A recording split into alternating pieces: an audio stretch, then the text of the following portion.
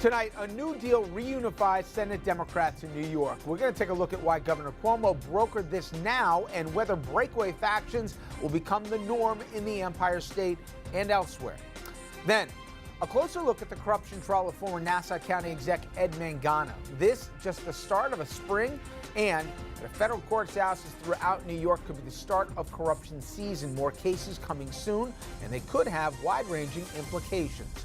Also, some mixed messages from the White House, confusion over Syria and tariffs, and that's just the latest. Why does this keep on happening? And is that the art of the deal or just an administration in disarray? Evening, everybody, and welcome to RFL. I'm Richard French. Thanks a lot for joining us this Thursday night. We begin in New York, where Senate Democrats have come together, that after 7 years of infighting, and it ends the tyranny of the minority. Governor Cuomo yesterday announced a deal that would reunite Democrats with a breakaway faction known as the Independent Democratic Conference, or IDC. Now, those 8 senators, they've had the D's next to their names, but they caucused with Republicans. That gave the GOP a majority. Now, the Democrats, they're going to stick together, at least they say they will. But one IDC member, Simcha Felder of Brooklyn, he'll still stick with the GOP. That means Republicans will still be in control, but by a razor-thin majority of a single vote. Now, while many people are wondering why this deal came together now, Cuomo, he's been under pressure from the left for years to make this happen. In fact, progressive groups are running primary challenges to IDC members, and that could have helped grease the skids for the deal that we saw come together. And Governor Cuomo himself, he's facing a challenge from his left, actress Cynthia Nixon running against him. Now, here's the governor explaining why it's important for the party to band together. We have a common enemy, and the common enemy is defeating Trump and Ryan and McConnell and defeating their agenda and taking over the New York State Senate so we can protect this state the way it needs to be protected and advance the progressive values that unite all of us.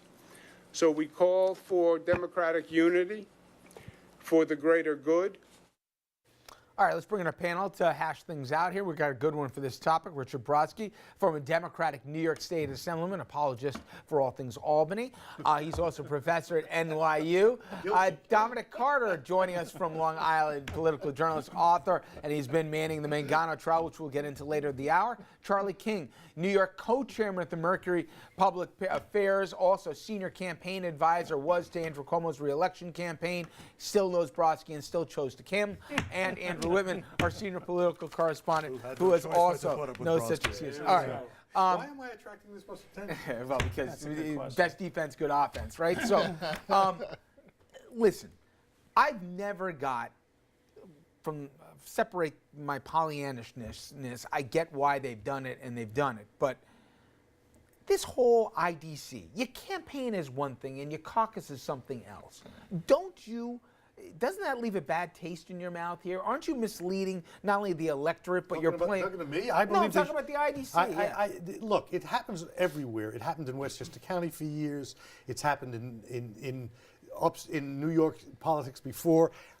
I think the Democrats who have a majority of elected officials in the Senate should caucus as Democrats. I think it's a good thing. Governor gets credit for putting it together.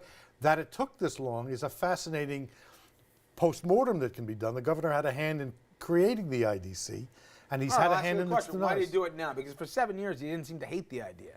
Well, he did it now because he's under pressure and because there's a natural rhythm to these things. He actually does want to pose the state in ways that can make Trump's life miserable. He needs to get his left-wing credentials in order to defeat Nixon. All in all, I think we should look past the motives and look at the opportunity. Maybe we get campaign finance reform now. Maybe we get a real look at these bizarre giveaway economic development projects. All in all, it's good news, and it's a better system. I think there's also something to be said for the individual IDC members, all of whom drew primary challenges this year. That was something that the progressive activist groups made sure to try to do, and I wouldn't be surprised if some of them were feeling some pressure, and that helped move the needle as well. Charlie, truthfully, did Cuomo like the IDC in that it helped basically keep the temperature? You know, wanted to get a lot of economic initiatives through that Republicans would get behind and some Democrats had problems, social programs. He took a progressive stance on stuff here. Did it help him navigate things when the IDC was the IDC? Look, I mean, a lot of people say that he was behind the IDC. I was actually the head of the state party, executive director of the state party. I was forcefully outspoken against the IDC when the IDC became the IDC. And when you had the three amigos who were the first group of people who caucused, I was one of the people who actually tried to get one of them expelled from the Democratic Party when I was under Cuomo. People forget about all of that. You know, Richard Brodsky forgets a lot of things, but that's for a whole bunch of... You should have been the governor. You were doing good work. Congratulations. Well, no, but I was the also... The governor was part of the reason for the creation of the Well, IDC. I was the executive director under the governor when he was governor. But so, you know, you've got to talk about all of that. So the IDC was created for a lot of reasons. As Richard Brodsky says, these things happen for a lot of reasons. And it's time to come together, as the governor said, because there is a common enemy, which is Trump. You know, So- Dom, though, there is a point, which is, for people at home saying, oh, this is inside baseball. The three guys he was referencing, you'd wash your hands after you shook their hands before. They were political opportunists of the first order. Now, I like Carlucci a lot. He comes on the program. Klein seems like a decent enough guy. I can go down the list here. But at the end of the day, they did this because it was beneficial to them. My question is, why aren't we going to keep seeing this? If I'm some backbencher and I want to have leverage and I want to head committees and I want to get Lulus and all the rest, why wouldn't I do this? Why wouldn't I get four guys together and say, hey, they need us. At the end of the day, let's get our own little group together and say, come to us first here. And by the way, these are my demands.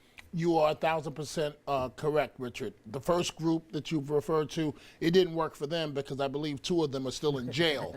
So Including that was Andrew's good friend Pedro Espada. Right, including Mr. Espada. So that wasn't a good look.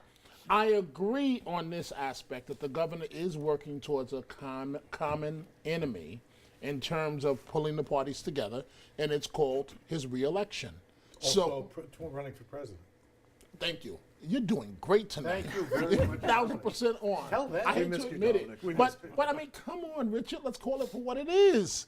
It's a re-election move. And we don't know if it's going to hold up. What's going to happen after the election? And to your point, you got four. You know what I think about Albany politicians. You know what I think about Albany politicians. So you got four, whatever you want to call them, after the election. Let's cut another deal. Boom, they're gone. 4 or 5. How do you discourage this from keep on happening? Can you? Well, It's kind of like these European political models where you have 8 different parties all in the same. Look, this governor came in as an effective executive to make things happen. Let's be fair. He gets stuff done. He gets stuff done. The IDC would not have come to life without him. It's dying because of him. It isn't going to come back to life unless he wants it to come back to life. There are problems. They haven't pulled these primaries that Andrew mentioned. And that gives disaffected winners an opportunity to come back in January and say, you try to take me out? I'm not sticking around. So I don't think this story is over yet. I do think it was a shrewd, timely move by the governor. Let's see what happens. I think that the story is over. I think the new story actually is that Cynthia Nixon and those who support someone like Cynthia Nixon, that's the new IDC. The question is, a lot of people are uniting because there is a common enemy. I can't say enemy today. And she's now the new IDC. Do we want to spend the next 6 months standing in a circle, shoot? She's running in a primary. But She's not the new same. IDC. But it's the same issue. Disloyalty to Andrew Cuomo isn't It's not about disloyalty to the Democratic Party. it's the same issue about whether or not you're strengthening your opponents, which is the Republican Party. If she wins the Working Families Party, does that strengthen the Republican Party? Yes. The answer is yes. Andrew, So before I run out of time, I want to ask you something. It was a little reported thing, but I think it was telling. You know, you have DiNapoli, right, our state controller, calling BS basically on the legislature, which says you guys are now giving Lulus. It's 55 grand here. I'm not trying to make this total. Senator. I'm sorry. Total. Yeah. Spread out over what? 5, 6 people, right?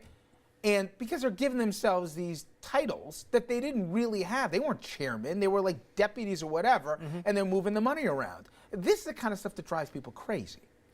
It is, and it now appears that they're not going to get their money unless they challenge it and are somehow able to win the thing. But it almost feels like you just sort of signed a form incorrectly or intentionally incorrectly, because they listed themselves as deputies when there was no officially recognized position for some of those things. A couple of the lawmakers have said, they're not going to pursue the money at this point until they get cleared through the whole thing. But yeah, it's the kind of thing that frustrates somebody.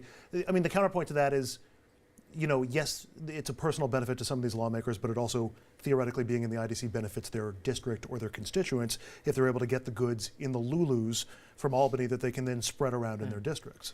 I'll regret this. Short answer. How did how did the name Lulu come about? Well, there was It's Richard's middle name. a young puppy dog whose You're name was kidding me, right? Lulu, and one of the legislators would carry him around and wink at you and say, "I've got my Lulu." Where do you come up with these questions? It's a great question. Well, he should know this. It's a great question. You Because walk I around, didn't you know would the tell answer. everyone is the town historian I here. just made up that answer. Of course you cold. did. I Yeah. thought you And did. he teaches at a prestigious university. And this is, NYU. I know. can hear people saying, I'm on my Don't tuition set back. your Yeah. kids there. One question and one point that I just want to throw out there. One, what are the Democrats going to have to offer to Simcha Felder to get him back in the fold? Because without him, the whole point of merging the IDC and yeshivas the can do caucus whatever they is, want, is basically, nothing. yeah. There's no point to it. Well, Second of all, the one place where an IDC-like organization I think would be helpful, how about the U.S. Senate? I was thinking the same thing. 6 or 8 senators coming together to try to Yeah. fashion the middle. You might actually get I didn't some say it stuff because done. it'd make me a hypocrite, but it actually was a pretty good idea for there. Anyway. All right, coming up next. After more than 2 weeks in the stand, the star witness that began a corruption trial finally done, but he leaves more questions, certainly, than answers in his wake. Dom, he's been at the courthouse since day one. He'll give us the inside scoop.